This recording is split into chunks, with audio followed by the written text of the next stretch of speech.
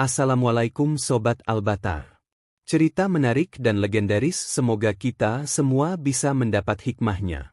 Kali ini saya akan menceritakan kisah tentang azab seorang koruptor. Namun sebelumnya saya sarankan untuk menuliskan sholawat untuk Nabi Muhammad, agar kelak sholawat kita semua menjadi saksi untuk mendapatkan syafaatnya di akhirat nanti. Judul, Azab Koruptor 193 Triliun. Di sebuah negeri yang subur dan kaya raya, hiduplah seorang pejabat tinggi bernama Raka Wiradana. Dengan jabatan strategisnya, ia dipercaya mengelola anggaran negara untuk kesejahteraan rakyat. Namun, alih-alih menjalankan tugas dengan amanah, Raka tergoda oleh nafsu dunia. Ia bersama kroni-kroninya menggelapkan dana sebesar 193 triliun rupiah, uang yang seharusnya digunakan untuk pembangunan rumah sakit, sekolah, dan bantuan bagi rakyat miskin. Kesombongan dan kehidupan mewah. Raka hidup bergelimang kemewahan.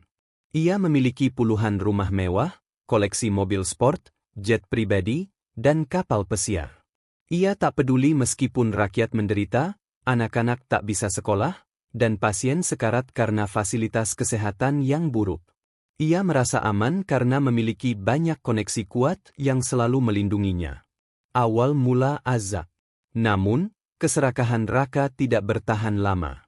Suatu malam, saat ia mengadakan pesta megah di villa pribadinya, petir menyambar pohon besar di halaman rumahnya. Angin kencang bertiup, dan langit mendadak gelap gulita.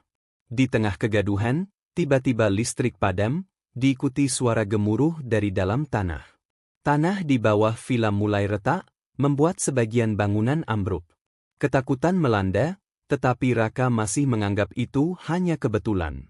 Hingga suatu hari, saat ia sedang menaiki jet pribadinya, pesawat mengalami turbulensi hebat. Mesin mendadak mati di udara, dan dalam kepanikan, pilot berusaha melakukan pendaratan darurat. Ajaibnya, pesawat tidak jatuh, tetapi Raka mengalami cedera serius yang membuatnya lumpuh separuh badan. Hilangnya harta dan pengkhianatan. Setelah kecelakaan itu, malapetaka terus menimpa Raka. Rekan-rekan bisnis dan para pejabat yang dulu menyanjungnya mulai menjauhinya. Lebih buruk lagi, mereka mengkhianatinya dengan membuka semua bukti kejahatannya.